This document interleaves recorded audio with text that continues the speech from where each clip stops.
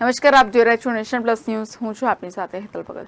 વડોદરા શહેરના કાલુપુરામાં plastic cricket ટુર્નામેન્ટનું આયોજન કરવામાં આવ્યું હતું.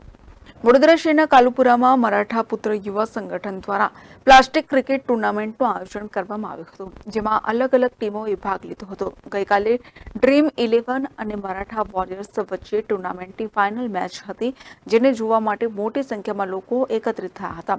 ફાઇનલ મેચ રોમાંચક બની હતી. ડ્રીમ 11ની ટુર્નામેન્ટની ફાઇનલ મેચ જીતી હતી. ડ્રીમ 11ની ટ્રોફી આપીને સન્માનિત કરવામાં આવી હતી. એવી વસ્તુ હતું કે 1992માં જે અમે પ્લાસ્ટિક ટુર્નામેન્ટની સૌથી પહેલે ગુજરાતમાં શરૂઆત કરેલી, એ શરૂઆતની આજે તાજી થઈ ગઈ છે. આજે અમારા જોડે જે મિત્ર સુનિલભાઈ ને અમારા જે જોડીદાર છે, જે ઉંમરનો 50 ઉપર નીકળી ગયેલા છે, આજે મરાઠા પુત્ર યુવા સંગઠન તરફથી પ્લાસ્ટિક ટુર્નામેન્ટનું આયોજન કરેલું ને પ્લાસ્ટિક ટુર્નામેન્ટમાં મરાઠા પુત્રએ જે ડ્રીમ 11 અને મરાઠા વોરિયર્સ અને ડ્રીમ 11 તો વિજય થયો છે અને તેમને અમને ખૂબ ખૂબ શુભેચ્છા આપીએ છીએ. અને દરેક ટીમ તરફથી અને દરેક કાર્યકર તરફથી આજે આ મેચનું મનોરંજન લીધો સાથ સહકાર મળ્યો, તે બદલ બી અમને ખૂબ ખૂબ આભારી છે. અને દરેક યુવા છોકરાનું યુવા સંગઠન આ ફાઇનલ મેચ જોઈને ખૂબ ખૂબ મનોરંજન એન્જોય કરેલો છે. Bureau report, nation plus news, Vadodara.